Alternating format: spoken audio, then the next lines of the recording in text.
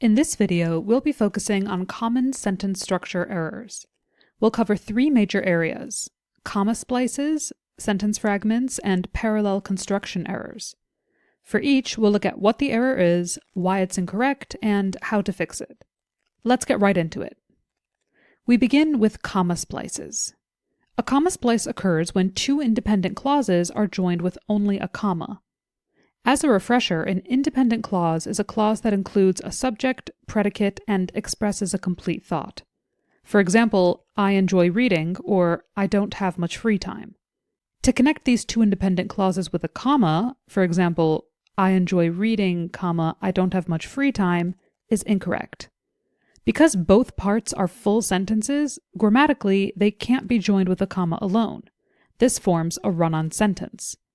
There are several ways to correct this. We could add a comma and a conjunction. I enjoy reading, comma, but I don't have much free time. We could add a semicolon.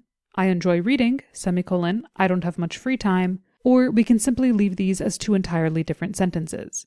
I enjoy reading, period, I don't have much free time. Note that although each of these methods are legitimate ways of fixing a comma splice, they each have their time and place. With this sentence, for example, adding a but between the two clauses works best, as it highlights the contrast between them. The speaker loves to read, but doesn't have much free time to do so. A semicolon is best used when the two clauses are connected. For example, I invited Natalie to the party. I love hanging out with her.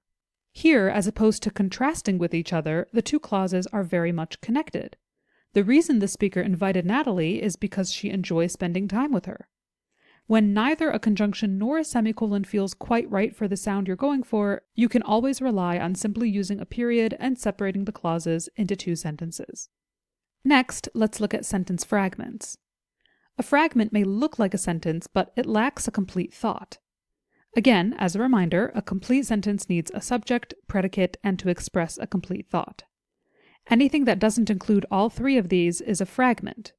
For example, the sentence, "When we got to the station" is unfinished.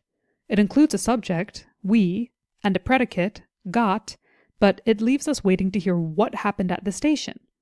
A corrected version might be, "When we got to the station, the train had already left," or simply, "We got to the station." Let's look at another example. I love classical music, especially Beethoven and Tchaikovsky. As we can see, these clauses are separated by a semicolon. As a quick review, a semicolon's job is to separate two independent clauses. We see that the clause preceding the semicolon is independent. It includes a subject, I, and a predicate, love, and expresses a complete thought. The second clause, however, especially Beethoven and Tchaikovsky, is not independent. It doesn't include a subject or a predicate. To fix this, we could switch the semicolon to a comma. I love classical music, comma, especially Beethoven and Tchaikovsky, indicating that the second clause is merely adding more information to the first. Another option is to transform the second clause to an independent clause and separate them with a semicolon or period. I love classical music, period.